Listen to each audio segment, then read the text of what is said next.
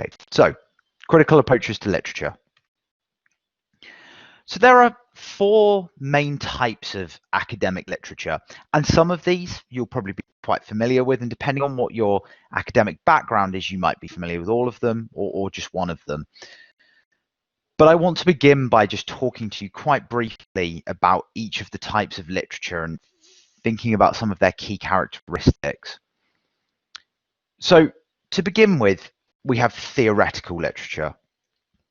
This is literature that is primarily based in the thoughts of the authors. So it's about, like it says on the slide, developing concepts to help understand the social world. And these are often based on maybe pre-existing theory, or may come from the author's reflections or observations about a situation. One of the really key things about theoretical literature is that it's very rarely grounded in actual research. Usually the authors of this type of literature have not gone out and collected data. Hence why it's theoretical. They're posing an idea about something in the world that they've maybe developed through thinking about something. I mentioned on the slide here, introspection. Maybe, if you're working in an educational setting, you reflect on teaching classes and come up with an idea about something, and then you develop that into a theory and you write that theory up, publish it. That becomes a piece of theoretical literature. One of the things I want to say is that there are definitely relationships between these different types of literature, and also part of being a successful writer, especially at level 7, is understanding the relationships between these types of literature and what that means, again, for your own research project, for your academic discipline. So on that point, theoretical literature often feeds into the next type of literature, which is research literature, which I would imagine is what most of you engage with regularly in terms of your academic writing. So this is where someone goes out and collects data. It's systematic investigation, and whether or not that is conducted with quantitative methods, qualitative methods, or a mix of the two, the researchers will still follow systematic practice to collect data, to test a theory, a hypothesis that they have maybe about a theory. And then from this, we can draw conclusions that we can, if you're working, say, with quantitative data, you might be seeking to establish an understanding of cause and effect, or you might be looking at the relationship between variables. Or if you're maybe using a qualitative approach, you might be doing a case study and trying to get a rich understanding of a small singular event. In terms of what this type of literature contributes to the academic world, it's often about making recommendations for professional practice or for policy, saying on the basis of this piece of research, we would suggest that teachers should implement this approach to teaching Shakespeare to year 10s or whatever the piece of research was on, and a similar thing for policy. Likewise, also it can be used test theory. It can suddenly kind of provide evidence for and add weight to a piece of theoretical literature, which has been followed up with a piece of research literature, which kind of strengthens two. So that's the way those two kind of have a relationship together.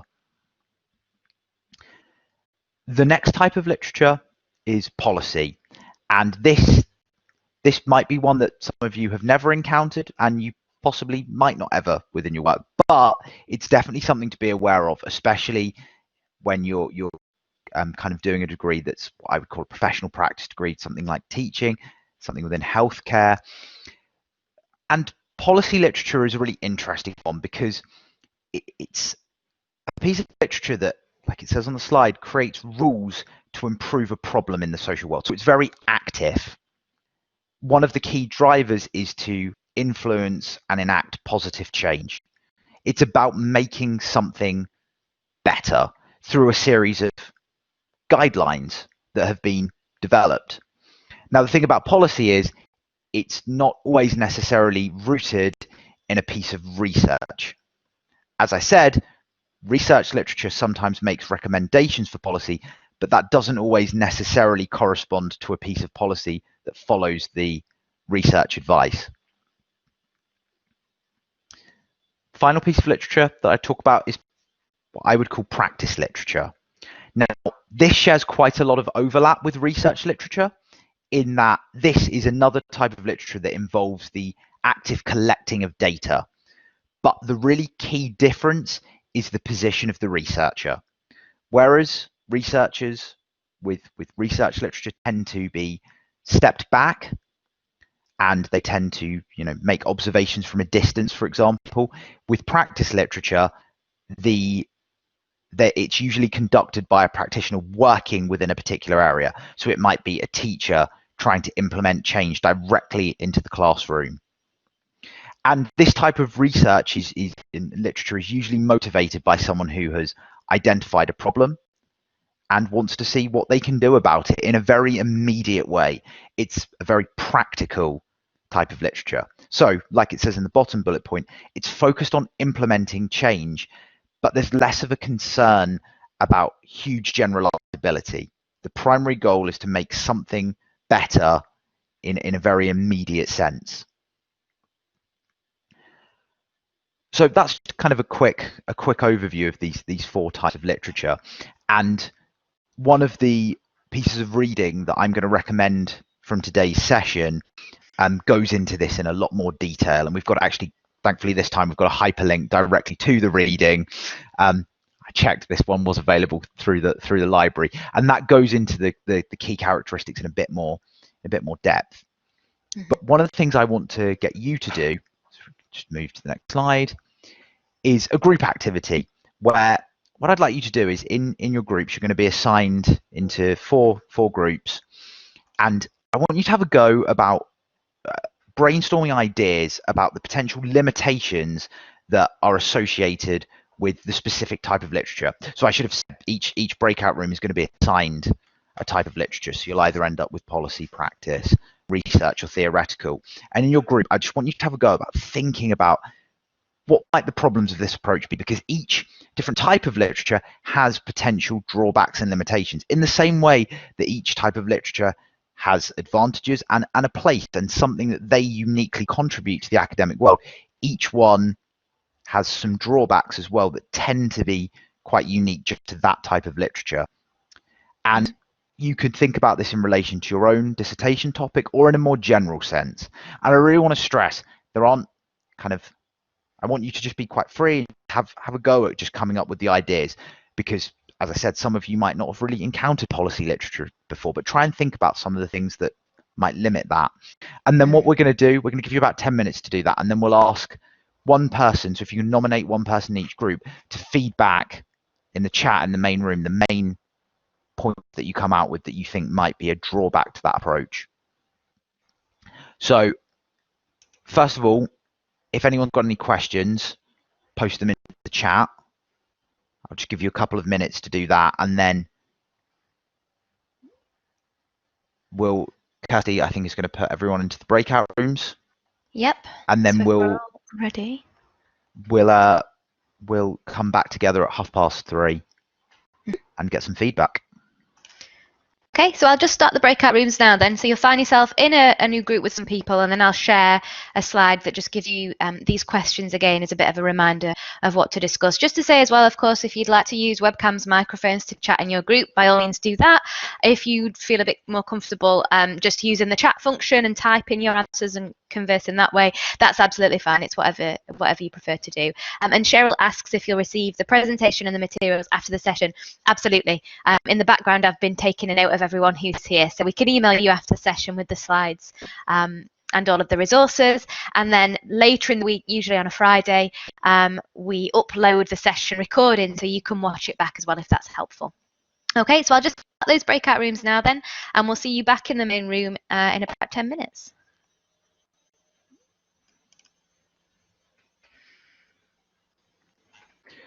So I think the group looking at kind of the theoretical, I think, really covered, most of these kind of common limitations. Like you said, the definitely at risk from author bias. That's a huge problem, especially when you haven't got a piece of research that is necessarily influencing the conclusions, recommendations that you might be drawing. So there is this tendency for the authors to approach something from their particular lens, their idea about the world, and that can be a problem.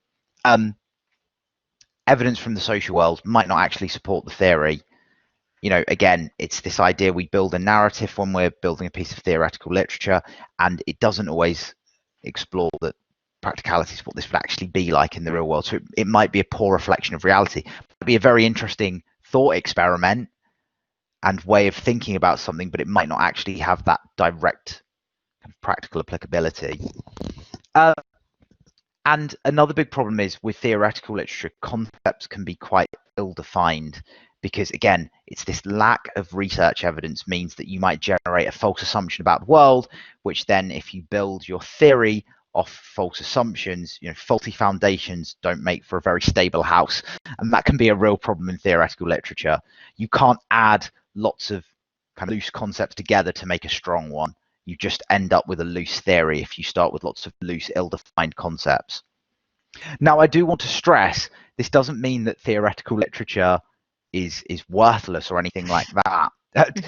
I think actually a really great example of something that is theoretical literature in practical terms for you guys is a research proposal is in its own way a bit like a piece of theoretical literature because you end up discussing potential findings, and although it's put across in often you are proposing a piece of research, the way you're talking about your findings and conclusions is theoretical because you haven't collected the data. So I think what Kirsty was saying about not overreaching and being kind of cautious is something to really bear in mind for that. And thinking about your bias, your positionality. In terms of the research literature, things like design, the methods that were used, they might not be the most reliable and valid methods. Often, when we're discussing research literature, it's really about thinking of the appropriateness of the method that they used. And unfortunately, we don't have time to go into this in great detail here, but when you're writing at the level that you guys are, you need to be thinking about the different types of reliability and validity that are relevant to the piece of literature that you're looking at when you're engaging with it and critiquing it. And if anyone is interested in looking for that further, please do contact me because I have a lot of recommendations for reading around that because I absolutely love research methods and it's something that I'm very passionate about. Another big problem with research literature, there's a real problem with them being prone to overgeneralization. So taking a relatively small sample, maybe 30, 40 people, and then talking about how you can apply that to an entire, group of people, or, doing a study on patients with, 30 patients with diabetes, and then applying that across the board. And of course, that is definitely a problem because people aren't this homogenous group. Everyone with diabetes, for example, isn't exactly the same. There's lots of nuance within that. So that's something we need to be aware of with research literature, that overgeneralization, overreaching. And it's something you need to be cautious of in your own writing as well. It's always better to be cautious and tentative than too confident.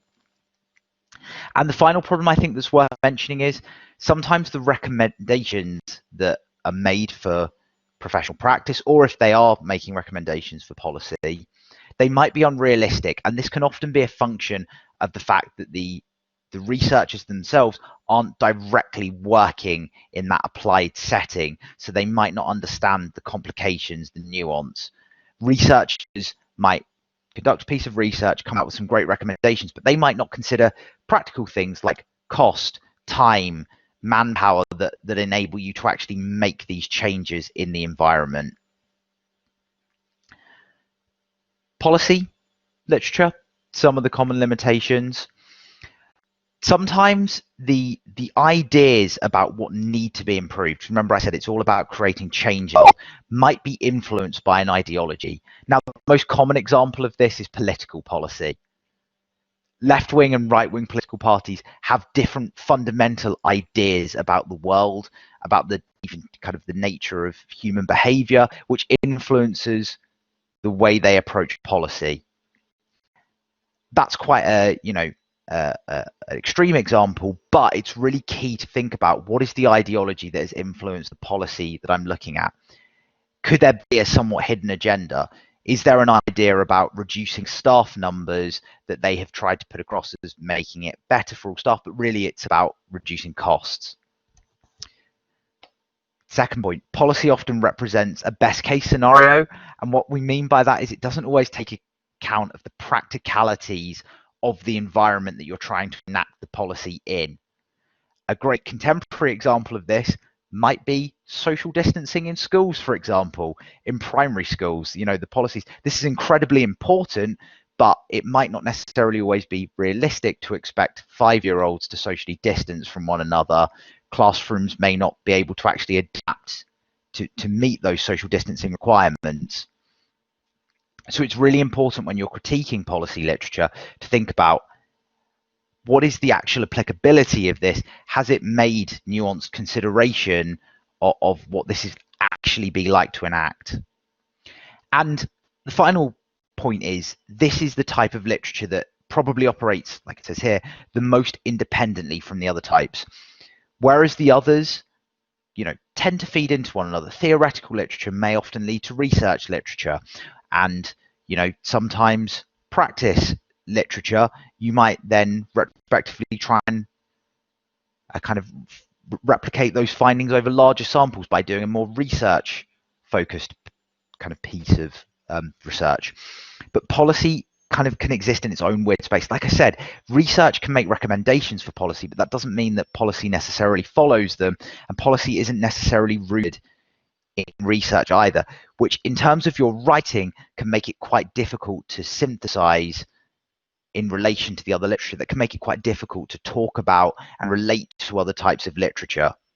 So it's really key in your writing to identify where you can make these relationships, and when you can't, exploring what that means for the specific focus of what you're writing about. Finally, practice literature. Evidence tends to be lacking due to a smaller sample size. So we are often dealing with, very, very small samples, which then has knock-on effects for applicability. And as I said at the beginning, this research often isn't particularly concerned with huge generalizability, but something you really should watch for when you're reading practice literature is, in the beginning, in methodology, the researcher starts out with really good intentions and talks about how they necessarily won't try and overgeneralize their findings.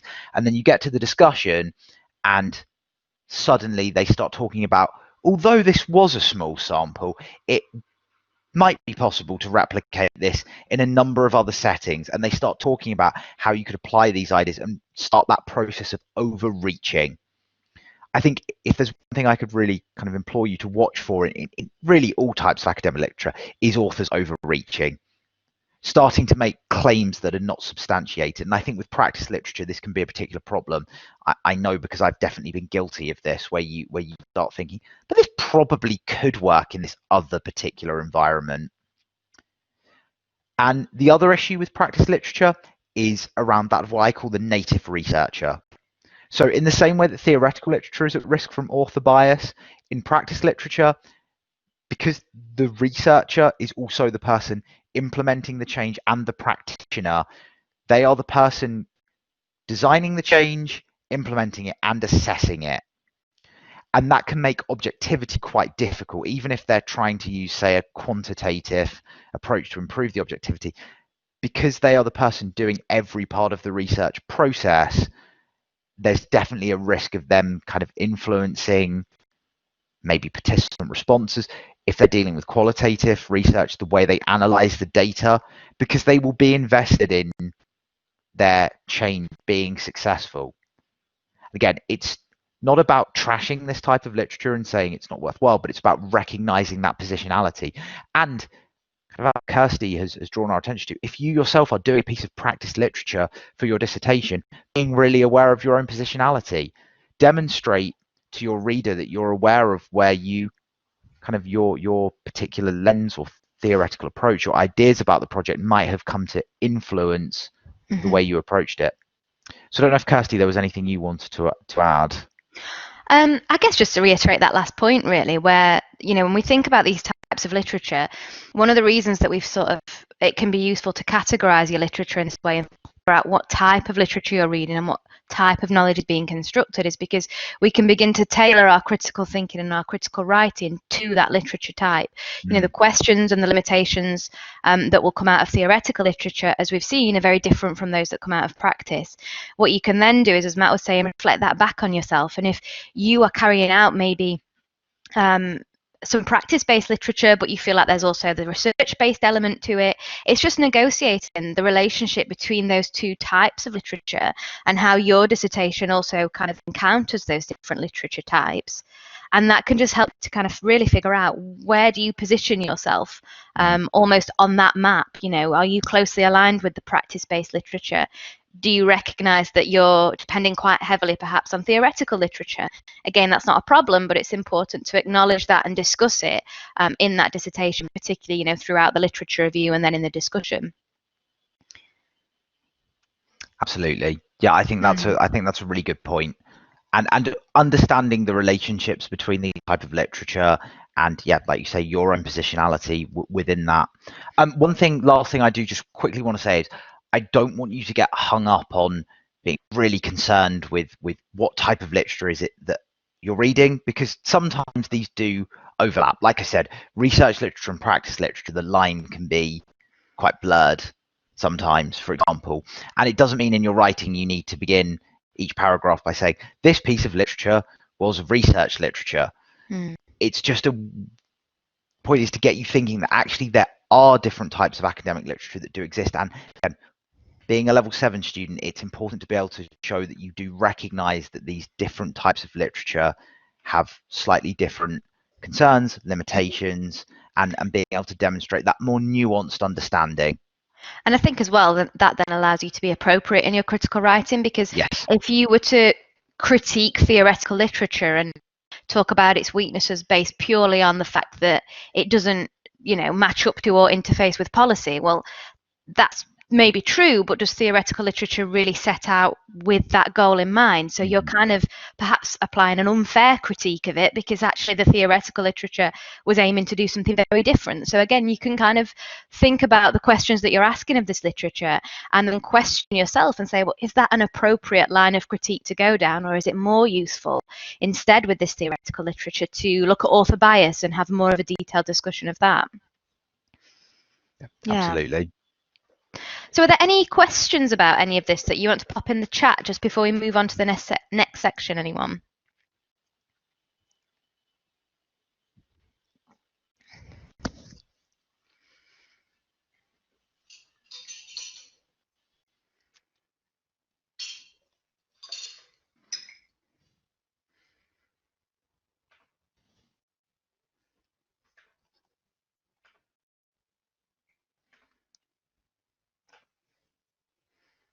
Was there anything else you wanted to add, Matt, before we move on to the next bit? No, I don't think so.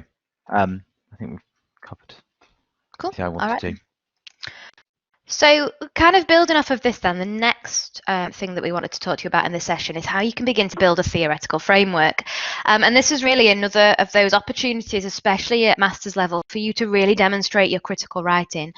So really, when we put this session together, we were thinking about what are the key ways for level 7 writers to really kind of flex their muscles in terms of being critical and show that you've got that critical perspective. And one of those big areas to do that and demonstrate that skill is as you build your theoretical framework. So in any dissertation, you will need to kind of construct a theoretical framework for yourself. And this slide just talks you through the difference between that theoretical framework from some of the more structural elements of a dissertation. So if we think, first of all, about the literature review, as you read and research and write up that literature review, it's likely that you will either identify a problem that your research proposes to kind of fix in some way, or through that literature review, chances are you'll identify a gap.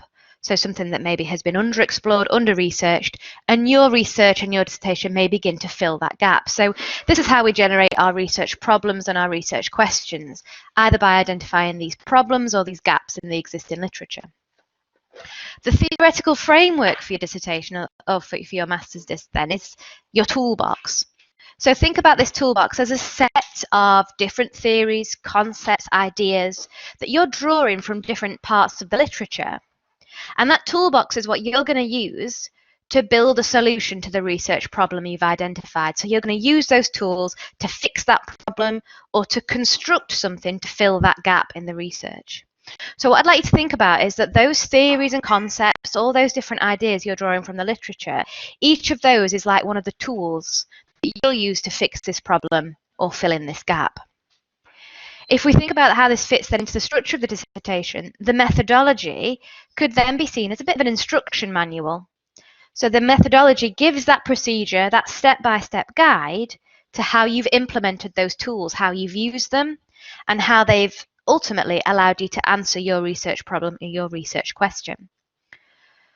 So what we're going to do on the next couple of slides is just have a think about what this theoretical framework might look like, or what this toolbox is made up of, and where are the key opportunities for you to be critical. So your first step in constructing a theoretical framework for your research project is to select your tools. And think that you'll probably need a variety of different tools. It's very unlikely, particularly again at level 7, that you'll find one theory or one model and 100% you're done, sorted. It answers your research question and you're good to go. One of the key issues that a lot of people face when they're writing at master's level is because you're dealing with complex ideas, complex research problems, one tool can't fix it by itself. You often end up extracting different ideas from a range of literature to try and help you to tackle different parts of that research question. So in other words, we need a variety of tools for that job, perhaps a range of different theories, a few different concepts or models, and we need to have all of those different tools present in order to tackle that research question. So as it says here, you'd maybe have some theories, models, perhaps some ideologies, or some kind of general ways of thinking or perspectives in the literature that you think best fit your approach and best fit answering your research question. So this is our first step, and we can think of this almost in some ways a little bit like cherry picking. As you read and research, pick out the things that work for you in the first instance, which theories, which concepts for you individually fit best to that research problem or that research area. So this is about choosing the best tools for the job. From there then, we need to form this toolkit. We're going to take all these tools and we're going to put them into our little toolbox, and that's going to be our theoretical framework for the dissertation. Now, in that toolbox, you will have a variety of different theories and concepts, and through your writing, what you'll need to do is justify why those tools are the best for the job at answering research questions. So this goes back to that idea of defending and justifying all of the different decisions you make in constructing that theoretical framework. So again, this is another of those really good opportunities for you to be critical through your writing. If you chose a particular theory, I'd be interested in knowing, why have you chosen that theory? Why is it the best? Why is it most relevant? What other theories did you consider? What theories did you ultimately discard and decide did not have a place in your specific toolkit? Have a think about as well, at what stage are your different theories and your different concepts most relevant? So for example, some of the more theoretical literature or the theories that you found, they might be more useful in the early stages, at kind of really setting up a bit of context and background to your study. Later down the line, you might actually implement some specific models and concepts in order to kind of generate some kind of findings or outcomes. So you're going to use these tools at different stages throughout that dissertation. Think about as well how they relate to each other. In a normal toolkit, we would imagine everything to look very similar. You know, you'd have your hammers, saws, wrenches, spanners, whatever they are. If, though, you've got a toolkit where you've got a couple of those items and then all of a sudden there's something really random in there, you know, you're using a theory that you've pulled from a very different area. Maybe you've used an ideology that is more generally used in a different discipline. If someone looked at that set of tools in front of them, they would notice the odd one out. And it's exactly the same for your dissertation. When the markers look at the theoretical framework, if there's something in there that doesn't quite fit, that's the odd one out. That's what's going to jump out at them. And that means that that particular tool is going to need an awful lot of explanation or justification. You really need to account for its presence in the dissertation. You need to account for why it's there. So again, this last point here links to that.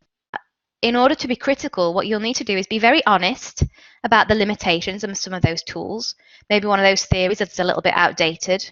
Maybe one of the concepts or the ideologies that you're drawing on has its limitations and its shortcomings. Be honest and acknowledge those. And also be very honest about where you need to improvise. If you know that the toolkit or the theoretical framework that you've come up with is a little bit weird, it's not something that you've encountered in the literature an awful lot, you're drawing on otherwise very different tools, be honest again about that. Talk about your need to improvise. Again, justify why you think that approach is best. And this is particularly useful if you're working in a field that is quite new, or if you're dealing with a problem that hasn't really been dealt with in detail in the literature. That's where you probably do need to improvise, and you might have a bit of a weird and wacky toolkit that you really need to defend and justify.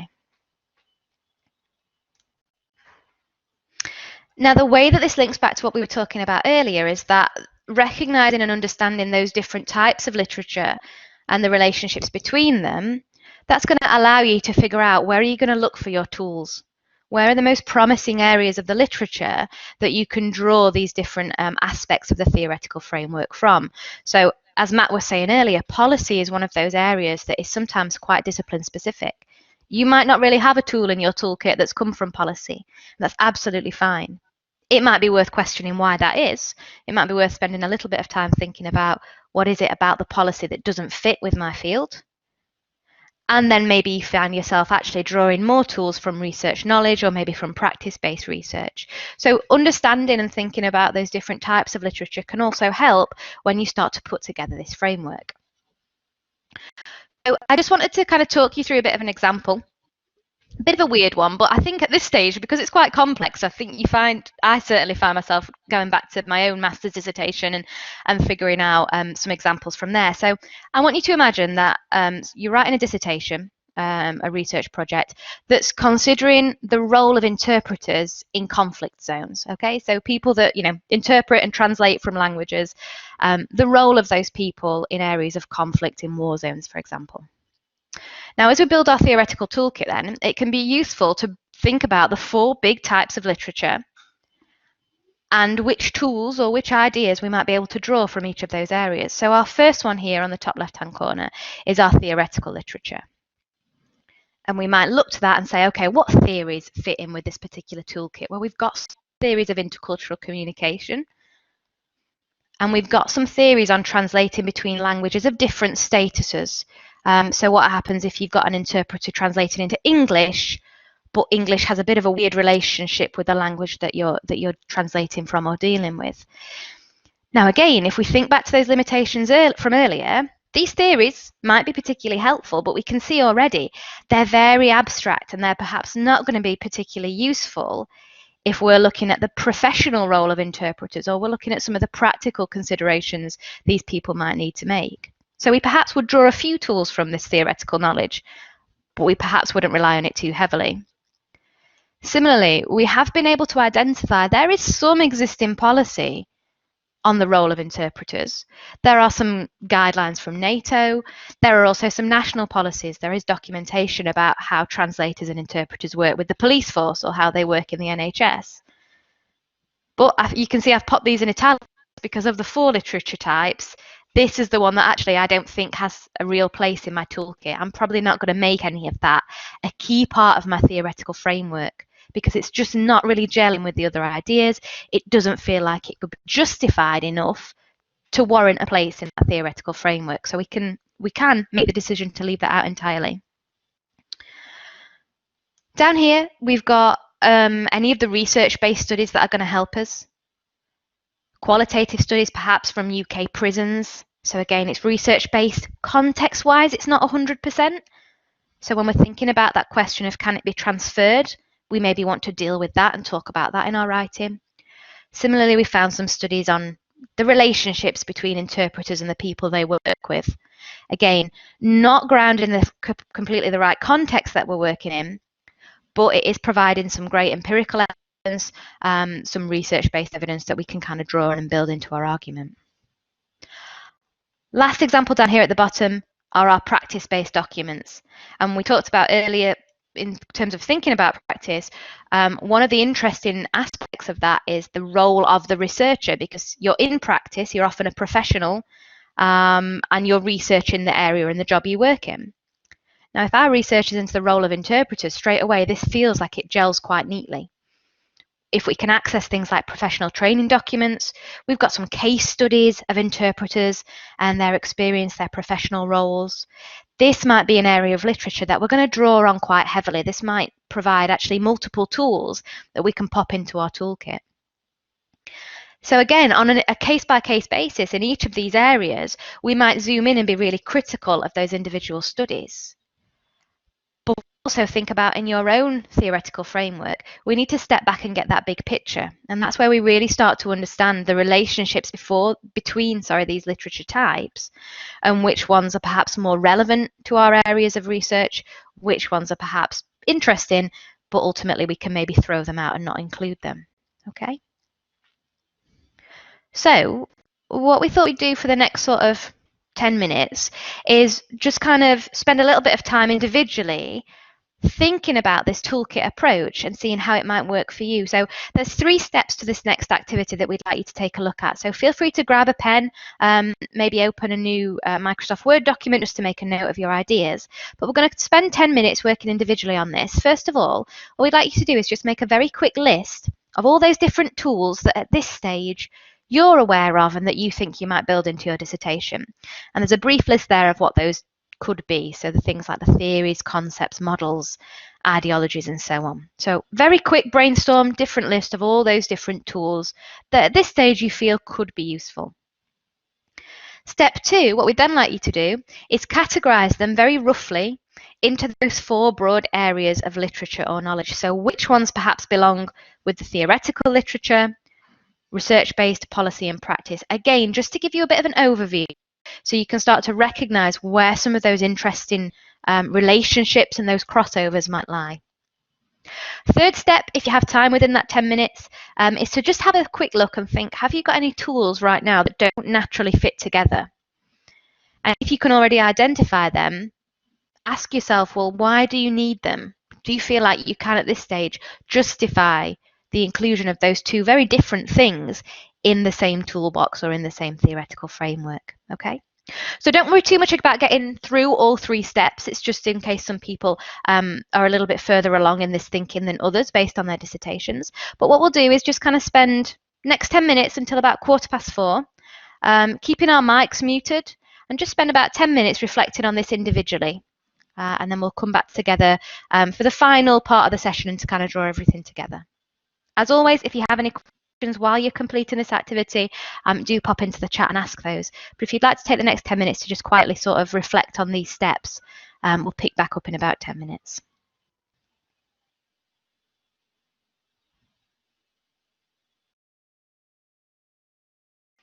Okay, so that's about 10 minutes on that activity. So if you just want to kind of bring that to a close, but what say is that this is perhaps an activity that is useful to take away from this session, maybe even come back to a little bit further down the line, as it's a nice kind of activity for just reflecting on that theoretical framework and thinking about where are the opportunities in there for you to, first of all, justify your approach, but also in doing that to really bring in some of that more advanced critical thinking, because a theoretical framework is not something really that you've brought in anywhere else. I wouldn't really expect to see it in an undergraduate dissertation. So it's a real nice opportunity for you to, as I said earlier, just sort of flex your muscles a bit in terms of being critical and show that you really know your research inside out and that there were no accidental decisions in there. Everything you did was a deliberate decision and there was kind of evidence to back up that choice. So do have a think about this after the session, or as I say, maybe come back to it a little bit further down the line once you've got more into your reading and you're feeling a little bit more confident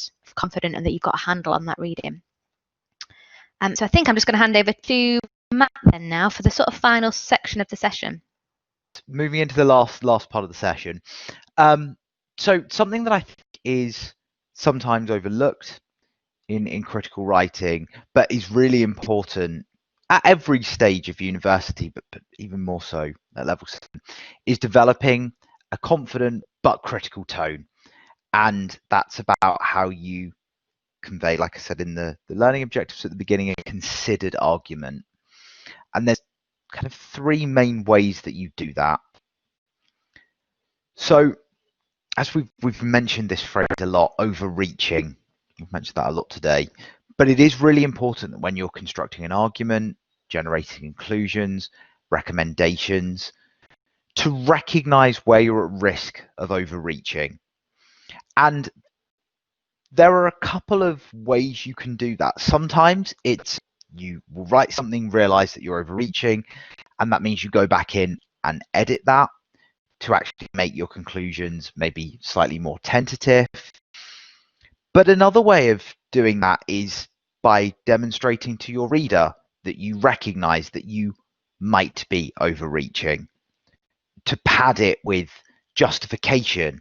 So to make sure that if you are beginning to reach, really providing lots of supporting evidence, or if it isn't there, acknowledging that you are beginning to move into the realms of speculation. And as long as you don't do that too much, you can get away with a little bit. It's a little bit of wiggle room. One of my favorite phrases, I think I've said this before, is if the reader will permit me a little speculation, just as a way to push things slightly. But it's not something that you should lean on too heavily. It's far more important to make sure that you're really providing evidence to justify the conclusions that you're drawing, the argument that you're making, and try to recognize when you become at risk of that overgeneralizing, when you start saying, oh, this could be applied to lots and lots of settings. Could it? Or actually is the reality that more research would be needed before doing that? And demonstrating your kind of understanding of that. And this relates to the next point. Master's level writing should really acknowledge and embrace uncertainty where necessary. And where necessary is going to be quite a lot of the time in master's writing. Being tentative and cautious is so important. Being aware that things aren't proven, nothing is ever proven. There can be considerable evidence to suggest something, and maybe even an overwhelming body of evidence. Nothing is proven, and being aware of the limitations that kind of hold a theory back from being widely applicable, a piece of research, being cautious in your own writing, and being cautious in your criticisms of other authors as well. That's something really key. Striking the appropriate tone, because it's always important to remember that being critical isn't about saying that a piece of research is worthless.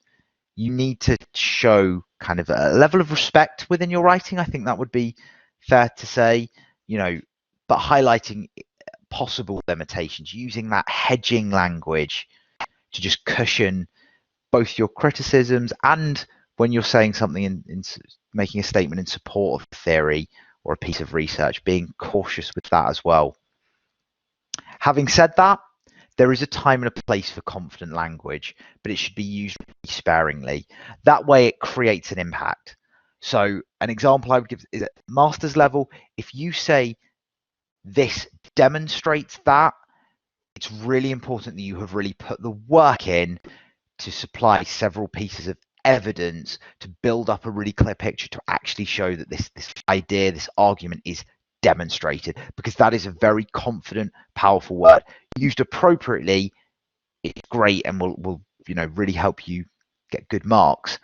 But not everything is being demonstrated all of the time. If you consistently use that confident language, it loses a lot of impact, and you're probably doing it incorrectly because it's unlikely that many things are so clear cut.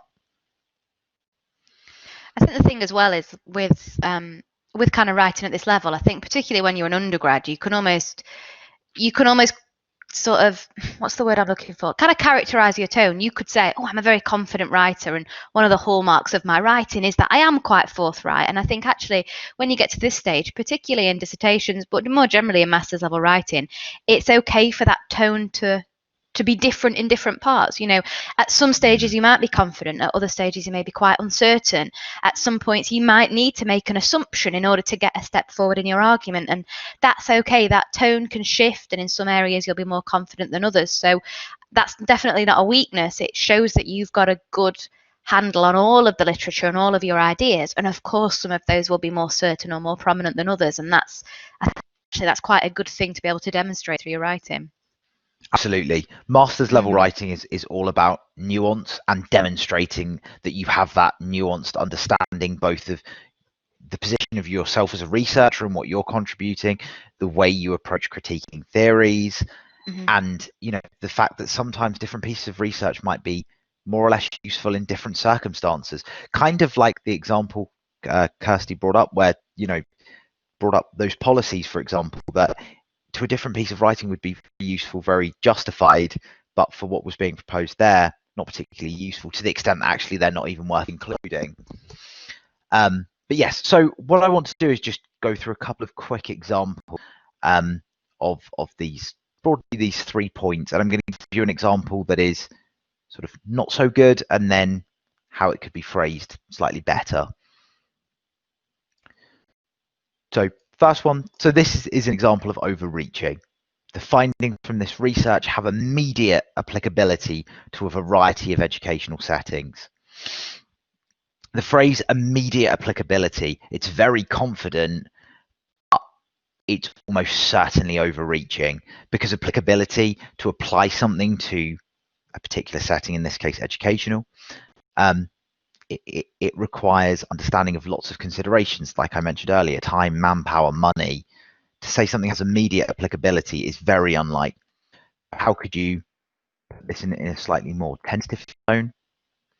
The findings from this research could potentially be expanded to a number of educational settings.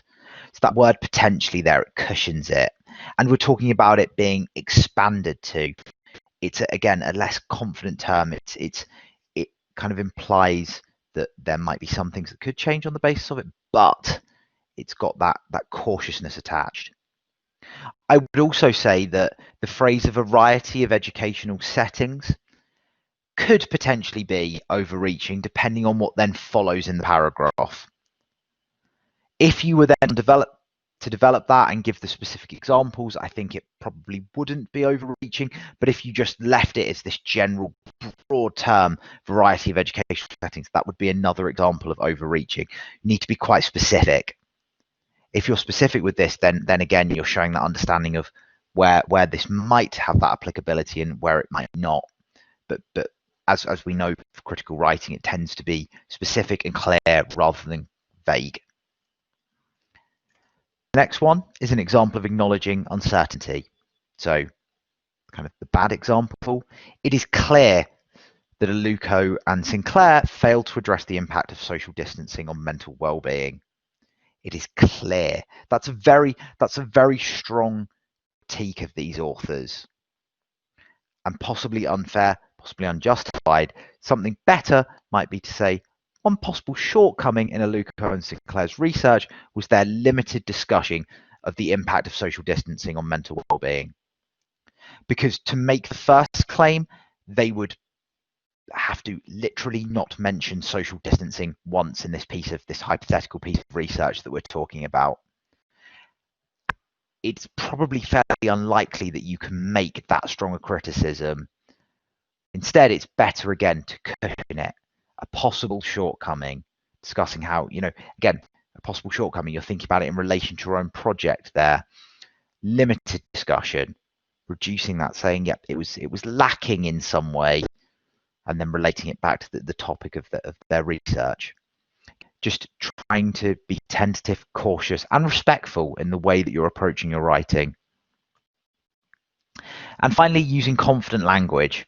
So, for example, while some authors claim that extended school closures disadvantage certain students, there are several arguments in the literature against this. This is kind of quite a woolly statement. It's very vague. So, some authors claim that there's an extended school closure, but there are several arguments in the literature against this. Well, that's not clear how many arguments there are against this. I don't really have a sense from this what the literature actually is telling us. There's not a lot of directionality. Now, let's say hypothetically, actually, the reality is there's quite a lot of evidence. So given the considerable body of evidence, this is a great time to use references with semicolons to have multiple sources. It would seem reasonable to conclude that extended school closures disadvantage students from lower socioeconomic backgrounds. So actually, if there is a large body of literature, it's not good to sit on the fence and provide this kind of vague statement.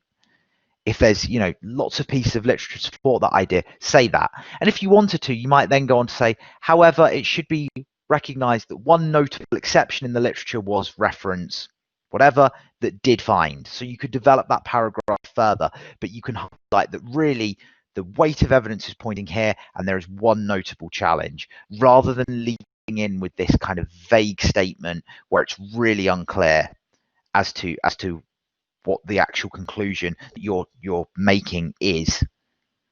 And again, you need to be able to show that you understand trends in literature, you understand outcomes, and you can kind of position yourself against those in your writing. So that was a quite quick whistle stop through a bit of things about kind of academic tone and confidence. But those are the three really key points that I want you to think about. So overreaching, both from published authors and in your own writing, thinking about making sure that you're kind of using confident language where appropriate, but not overusing it, and for the most part being consistently tentative, cautious in the way that you're approaching criticism and the conclusions that you make. I think the thing to say as well is even the most cautious, even the most tentative judgment on a piece of literature is still a critical judgment on that literature. Yes, it's not absolutely. to say that you're only critical when you're at your most confident and you're most kind of, biting. Actually, something that is very tentative and you're just putting an idea out there that you're not even sure of, you just want to mention it and acknowledge it. Even that is a form of critical writing. And that's something to kind of to consider. Don't force yourself to be confident where you're not confident, because even something that's not sure is still offering interpretation. It's still offering a critical insight. Well, yeah, and I think just to build off that, that's a really important part of building your academic identity and academic voice. If you're not confident, don't pretend that you are about that criticism or the conclusion that you're making. And that's a big part of developing your own academic voice and identity, which again is a really key thing for success at level 7. Yeah. Okay, so that brings this session to a close. So the next steps, got some recommended reading for you. And this is a fantastic, well, it's a really good textbook, but specifically chapter 1, Learning to Read Critically in Teaching and Learning by Poulsen and Wallace. It's a really great text that goes into the different types of literature that I talked about today in more detail. And it has, for example, a big list of questions that you can use to evaluate the different types of literature, and it goes into more depth and understanding and talking about the relationships between these types of literature.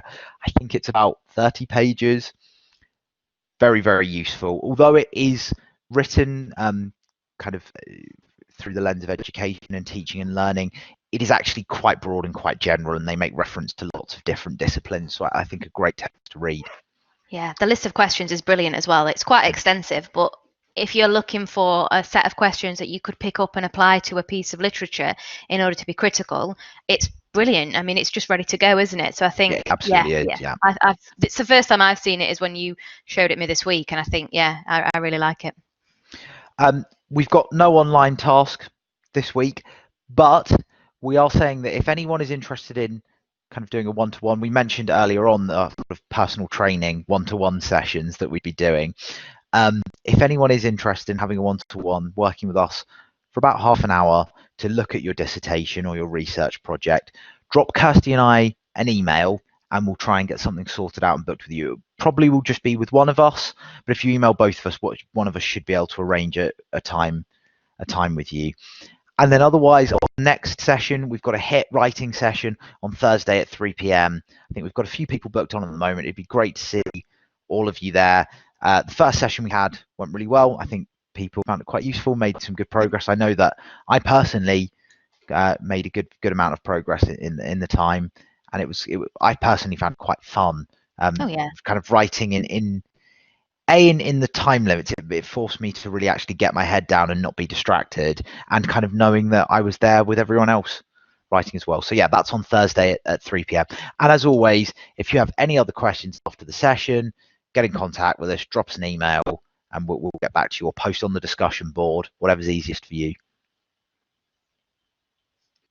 And otherwise, that's the end of the session. You're free to leave. We'll be around for a couple of minutes to answer any questions. Yeah, and I'll email before I sign off for the day to send you the slides and kind of the feedback form and your next steps as well. So you'll receive the slides later on, and then the video recording should go up probably on Friday. So you can watch this back then if you do want to.